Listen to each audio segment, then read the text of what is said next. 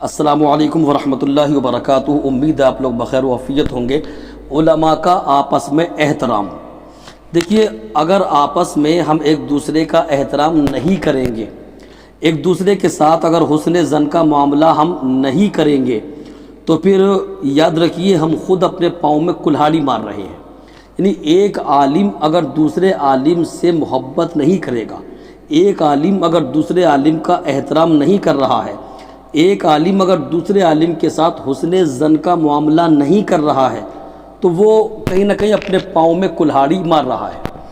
مطلب یہ ہے کہ ایک عالم کو دوسرے عالم سے محبت کرنی چاہیے، ایک عالم کو دوسرے عالم کا احترام کرنا چاہیے، ایک عالم کو دوسرے عالم کے ساتھ حسن ظن کا معاملہ کرنا چاہیے۔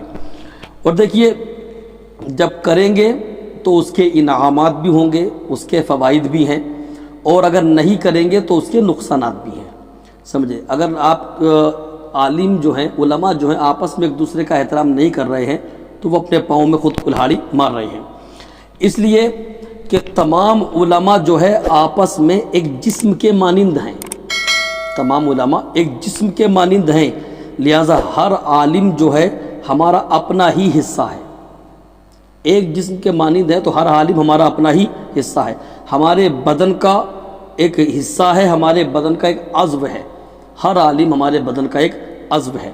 اور یاد رکھیے اگر آپ کی پورے جسم میں یہ 10 انگلیاں ہیں ہاتھوں میں اور 10 ہیں پاؤں میں، تو 10 انگلیوں میں ہاتھوں کے بھی ناخن بڑھتے ہیں اور 10 انگلیوں میں پاؤں کے بھی ناخن بڑھتے ہیں۔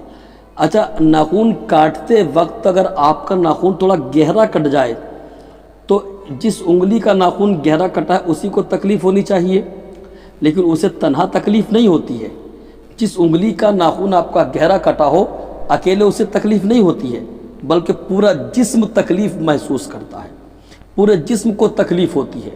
تو ٹھیک اسی طرح جب تمام علماء ایک جسم کے مانند ہیں تو اگر ایک عالم کو تکلیف ہو تو پھر تمام علماء کو تکلیف ہونی چاہیے۔ ایک عالم اگر پریشان ہو تو تمام علماء کو اس کی پریشانی سمجھنا چاہیے، سمجھے، کیونکہ ایک جسم کے مانند ہیں۔ اور اگر ایک دوسرے کی پریشانی کو نہیں سمجھ رہے ہیں، ایک دوسرے کی تکلیف کو محسوس نہیں کر رہے ہیں تو پھر ایک جسم کے مانند نہیں ہے۔ اور جب تک ایک جسم کے مانند نہیں بنیں گے، جہاں تک میرا نظریہ ہے، میری سوچ ہے، ہم کام نہیں کر پائیں گے۔ اس لیے علماء کو آپس میں ایک دوسرے کا ادب و احترام بہت ضروری ہے، ایک دوسرے کی عزت یہ بہت ضروری ہے۔ تو سب کو چاہیے کہ ایک دوسرے کی عزت کریں، احترام کریں، سمجھے، اور جب ایک دوسرے کی عزت کریں گے تو سب کی عزتوں میں اضافہ ہوگا۔ ایک دوسرے کا احترام کریں گے تو سب کا احترام بڑھے گا، اور جب بڑھے گا تو انشاءاللہ پھر دین کا کام کرنے میں اور مزہ آئے گا۔ اس لیے ایک دوسرے کی خوبیوں کا بھی ذکر کرنا چاہیے۔ اگر کسی کے اندر کوئی خوبی ہے تو اس کا اعتراف کریں، اس کی خوبیوں کا ذکر کریں، اور کسی کے اندر کوئی کمی ہے تو اس کی کمیوں کا ذکر نہ کریں، بلکہ اس کو تنہائی میں اس کی کمیاں یاد دلائیں، اور وہ بھی اس طریقے سے کہ اس کو یہ احساس دلائیں کہ میں آپ کا بھائی ہوں، آپ میرے بھائی ہیں۔ یعنی طنز کے طور پہ نہ ہو، کسی کی اگر کوئی کمی ہے تو طنز کے طور پہ اس کو بیان نہ کیا جائے، اس کو نہ سمجھایا جائے، بلکہ پیار و محبت کے ساتھ کہ میرے بھائی تمہارے اندر یہ کمی ہے، اگر اس کو دور کر لو تو سبحان اللہ، بڑی اچھی بات۔ اور یاد آپ جانتے ہیں کہ وہ بات جو پیار سے کی جاتی ہے، جو محبت کے ساتھ کی جاتی ہے، اس کا اثر اپنا الگ ہوتا ہے۔ تو علماء کا آپس میں احترام بہت ضروری ہے، علماء کی آپس میں ایک دوسرے کی عزت دینا بہت ضروری ہے۔ علماء اگر آپس میں ایک دوسرے کا احترام نہیں کر رہے ہیں، ایک دوسرے کی عزت نہیں کر رہے ہیں، ایک دوسرے کے خوبیوں کا اعتراف نہیں کر رہے ہیں تو پھر وہ اپنے پاؤں میں خود کلہاڑی مار رہے ہیں۔ پھر یہ نہ کہیں کہ آج کل علماء کی عزت نہیں رہی۔